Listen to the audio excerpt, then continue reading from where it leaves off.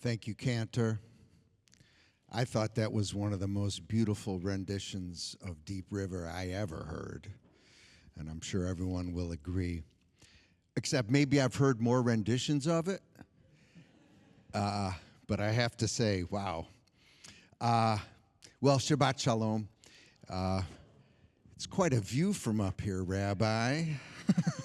They're all looking at me, man. I guess that's true. I guess just so that you feel blessed. Anyway, so I don't know if you know, but for 18 years I was minister of music at an African-American Baptist church in Brooklyn, and I just loved it. I'd kind of always heard the hymns and stuff that I grew up hearing in that way, but it wasn't quite all right to do it in the church where I grew up playing. So for me, it was a great thing to be over there in Brooklyn and to hear this, just plain old hymns sung with that beautiful fervor and full-voiced kind of sound that we hear when Centennial comes here and their beautiful choir is present. So I had a choir over there, and I was writing little music for them for Sundays, but then we did a bunch of performances in town and on the radio and stuff, and I would use the Psalms as my text, which was easy because, the Psalms, we traditionally hear them as songs, right? So the phrasing, it just flows. It's not difficult. And I found that I really liked working with poetry, and I felt like, okay, that's enough of the sort of overtly religious stuff. Maybe I can find some other poetry. And the difficult thing is, if you want to use poetry, you must have permission from those who hold the rights to that poetry.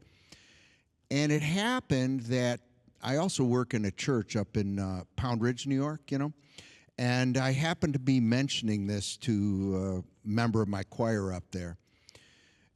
He calls his wife over, and they're like, but wait a minute, we have the publishing rights to James Weldon Johnson's poetry. And I'm like, boom, right? So they also own the house where Johnson lived with his wife. It's up in Great Barrington. And so I went up there, and he wrote a thing called God's Trombones, which was, it's a series of Bible stories as told by black preachers of the day, and included our instructions about cadence, et cetera, et cetera. There's a certain dialect used, because at the time, no one would ever hear those preachers unless one were present at one of the services. There was no recording available. So eventually, later in his life, recording did become available. And I was sitting in a chair by a stream that came from around a bend by the writing cabin that James Weldon Johnson had built for himself there in Great Barrington. And I'm sitting there hearing the little babbling brook, and my friends had a recording of him, finally was made, a recording of him speaking one of the God's Trombone stories. It was called The Creation. And to hear his voice tell it, I just felt like, I don't know, like I was going to fall over. I just felt so struck by the beauty of this and by the really naked just feeling of it. And so I made a whole piece for choir based on the creation. So as you can see, I did not get away from religious themes just yet. But then my friends gave me a book of Johnson's poetry. And just to let you know a little bit who he was many things. He was an attorney. He was an author. He wrote a great novel called The Autobiography of an Ex-Colored Man, which is really very heavy. You might want to check it out sometime. Kind of talks about the whole notion of what it's like to be, what it was like in those days to be black in the South versus in the North. So he was a novelist. He was an attorney. He was the first black man admitted to the Florida bar since Reconstruction. He was principal of a elementary school in Jacksonville, and George Washington Carver was coming to speak at the school to mark the occasion of the 100th birthday of Abraham Lincoln, right? So he says, well, I'll write a little something up. So he writes, "Lift Every Voice and Sing," the poetry to it. And everybody, the kids all recited it. And then shortly after, Johnson's brother, John Rosamond Johnson, wrote the music. And of course, it's become the Black national anthem. Everybody knows, "Lift Every Voice and Sing." We'll be singing it on Monday, by the way, so it'd be great if you came. Anyway, he was also one of the founding members of the Harlem Renaissance. If you went to the Harlem Renaissance exhibit at the Metropolitan Museum this summer, you saw a lot of stuff about him. He was the first black president of the NAACP. He and his brother wrote about 200 songs for Broadway shows. He was consul to Nicaragua and Venezuela under Teddy Roosevelt, and he was a heck of a poet. So we're going to, the wonderful Harriet Rachlin and I are going to give you a couple of selections from among the poetry that I chose. Harriet, wonderful. The first one is, it's called "The Gift to Sing." And it just kind of talks about, well, what a gift it is. And Harriet's going to share that gift with us now.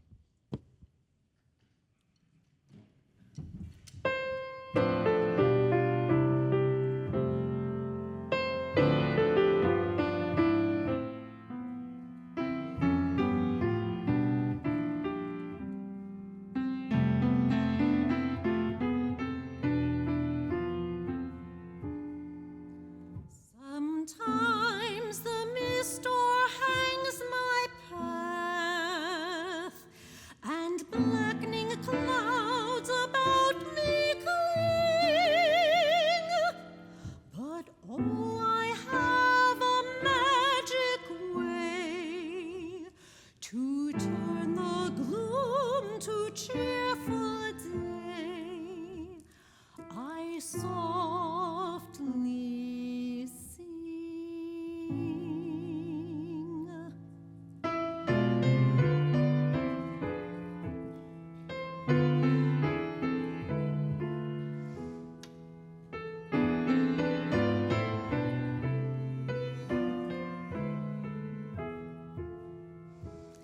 And if the way grows darker still, shadowed by somber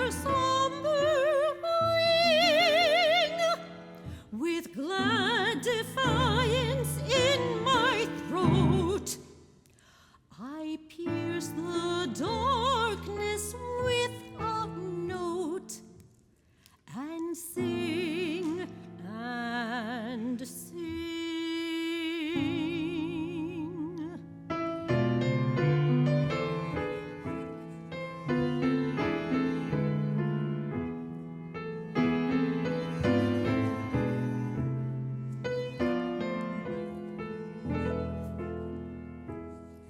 I brood not o'er the broken past, nor dread whate'er time may bring.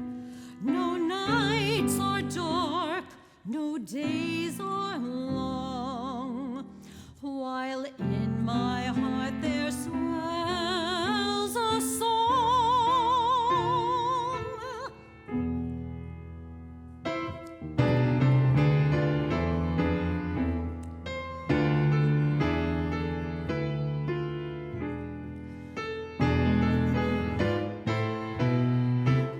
There swells a song, and I can sing.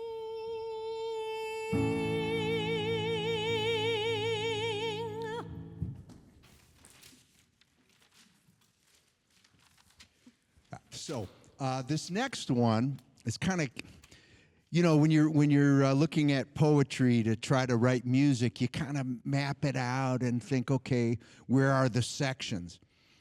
And we have a form, a musical form called the blues. It's not just that it feels bluesy or whatever, but there's an actual musical 12-bar form that we use called the blues. And it's basically two phrases, or one phrase that repeats, and then there's a kind of a punchline. So, my baby don't love me, she treats me awful mean. My baby don't love me, she treats me awful mean. She's the meanest gal I've ever seen, right? That's like a 12-bar traditional form. So I'm looking at this poetry, this number, and it's called Life. And I'm realizing it's a 12-bar blues. So we're going to give that to you now.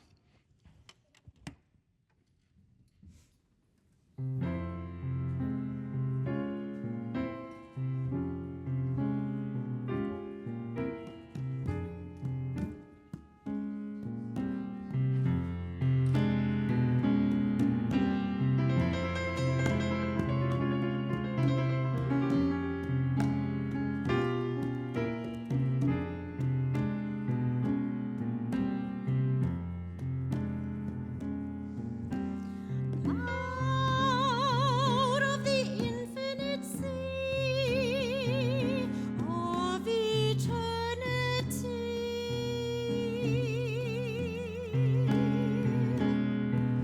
to climb and for an instant stand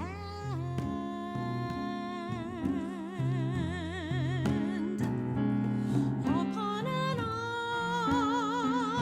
island speck of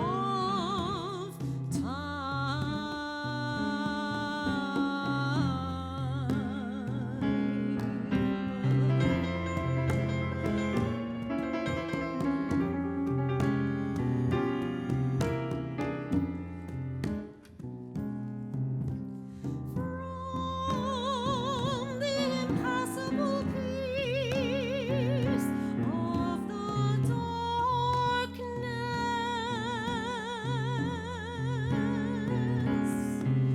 to wake and blink at the garish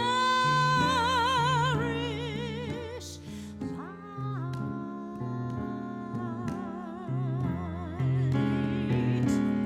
through one short hour of fretfulness.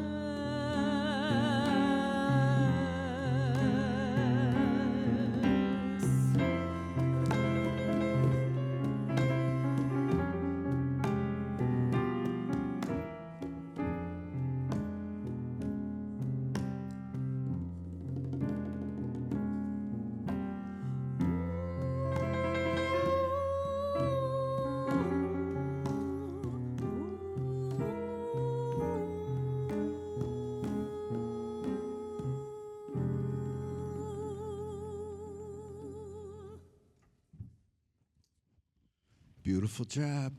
And the next one, the last one that we're going to do, there's about 8 or so things in the suite, but this is the last one, and it's sort of his ode to the city that became his home, James Weldon Johnson's home, New York City, and in particular Harlem. It's called My City.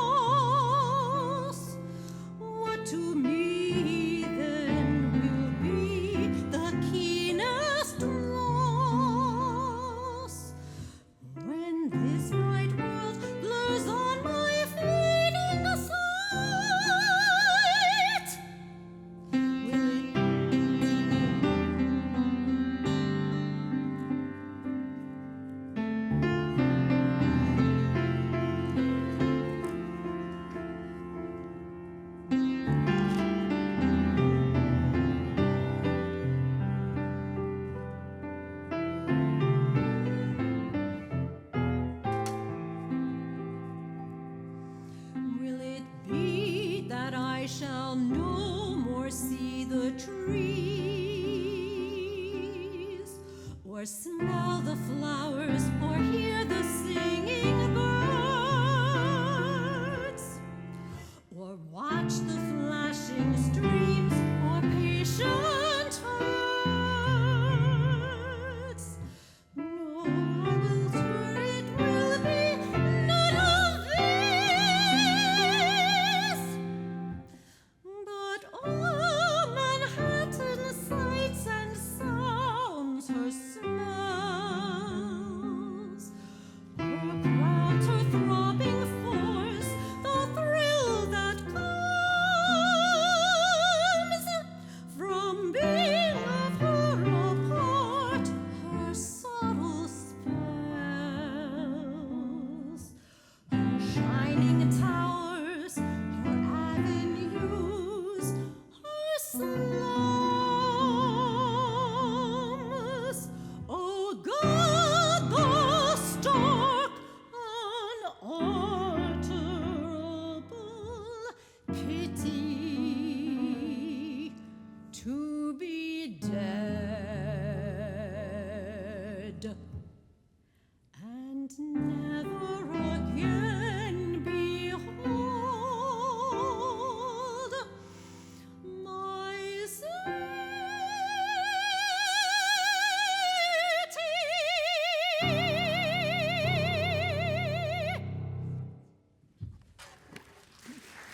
Harriet Rachlin. Thank you very much. Shabbat Shalom.